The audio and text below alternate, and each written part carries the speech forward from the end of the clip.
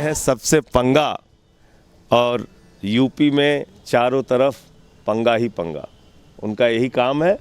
वो तो बुलडोजर से अपने आप को खुद ही, कोई बताइए, एक मुख्यमंत्री खुद से अपने आप को कहते हैं कि मैं बाबा बुलडोजर हूँ, तब हर कैटेगरी के लिए अलग बुलडोजर बना हुआ है। मुसलमानों के लिए चलाने पे एक अलग बुलडोजर, त्यागी के ऊपर चलाने का अलग बुलडोजर, सोसाइटी पे चलाने का अलग बुलडोजर, रेडी वालों पे चलाने का अलग बुलडोजर, दलितों पे चलाने का अलग बुलडोजर, मंदिर पे चलाने का अलग बुलडोजर, मस्जिद पे तो यहाँ कई रकम के, कई तरह के बुलडोजर हैं।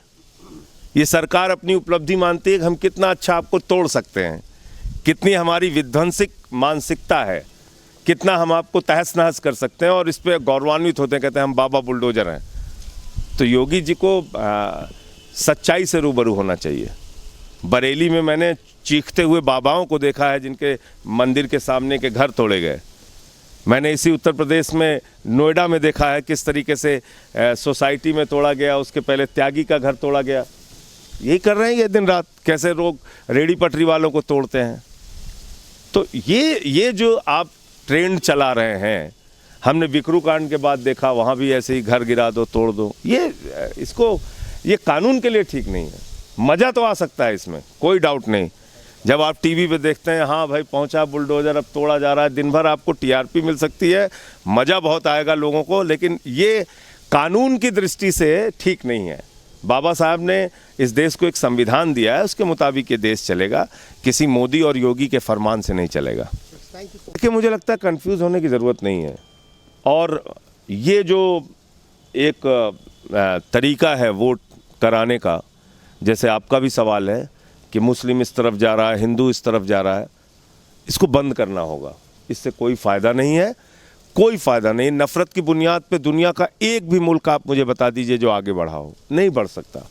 मोहब्बत की बुनियाद पे दुनिया का कोई मुल्क आगे जा सकता है। और हम तो कहते हैं कि हम विश्व गुरु बनना चाहते हैं। तो विश्व गुरु बनना चाहते हैं तो हिंदू धर्म का मूल सिद्धांत है वसुदेव कुटुंबकम, पूरा विश्व हमारा परिवार है। जब पूरे विश्व को अपना परिवार भारत मानेगा तब हम विश्व गुरु बनेंगे। अब यही हम हिंदू मुसलमान दलित पिछड़ा अगड़ा करते रहेंगे तो फिर कब हम आगे बढ़ पाएंगे। विश्व गुरु बनना है तो हिंदू धर्म का जो मूल मंत्र है वसुदेव कुटुंबकम, रामचरितमानस की जो हमारी चौपाई है, सब नर करें ही परस्पर प्रीति, इन दो सिद्धांतों पर हमें अपना जीवन बिताना पड़ेगा। अन्यथा हिंदू इस पर कोई भी प्रतिक्रिया नहीं दूंगा। मैं ऐसा मानता हूं कि इस चुनाव में सत्ता जहांपुर की महान जनता को तय करना है कि कौन टक्कर में है, नहीं है। हम लोग तो ऐसे बहुत सारे दौर से गुजर चुके हैं जब आम आदमी पार्टी को कभी कोई कुछ गिनता नहीं था।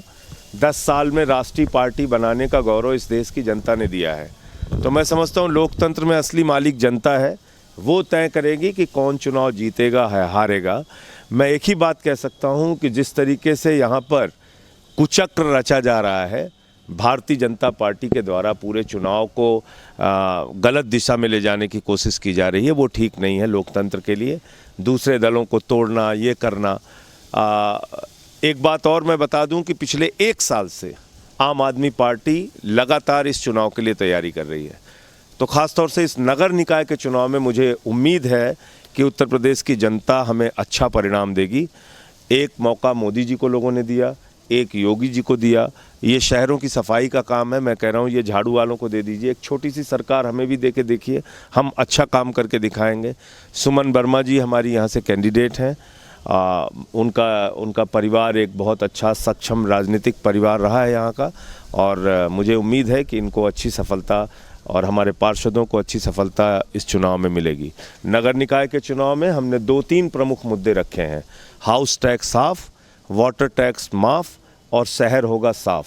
मोहल्ला क्लिनिक बनाने का वादा हमने किया है, शौचालय बनाने का वादा किया है।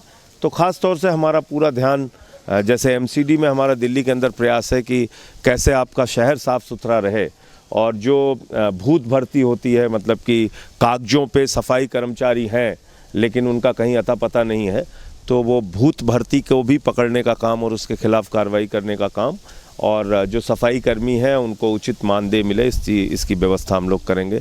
तो ऐसे बहुत सारे मुद्दे हैं जो हमने इसमें रखा है। हाँ, एक बात ज़रूर है, योगी जी कह रहे हैं कि तीसरा इंजन हमें ही दे दो, तो एक इंजन मोदी जी का, एक योगी जी का, और तीसरा इंजन नगर पालिका नगर निगम वाला भी वही खुद के लिए मांग रहे हैं। मैं योगी जी से कहना चाहता हूं कि योगी जी, मोदी जी का जो इंजन है वो तो अडानी के लिए काम करता है। आकाश में चले जाइए तो जहाज़ अडानी का, ज़मीन पे आ जाइए तो एयरपोर्ट अडानी का, समुद्र में चले जाइए तो सीपोर्ट अडानी का, पाताल में चले जाइए तो कोयला अडानी का, गैस अडानी का, बिजली, पानी, सड़क, स्टील, सीमेंट, सब कुछ अपने गुजराती दोस्त को दे दिया। इस देश के लोग भाई उनके दोस्त को सब कुछ पूरा हिंदुस्तान मिलता चला जा रहा है। 2.5 लाख करोड़ का कर्जा उसको दे दिया, 86,000 करोड़ का कर्जा उसको माफ़ कर दिया।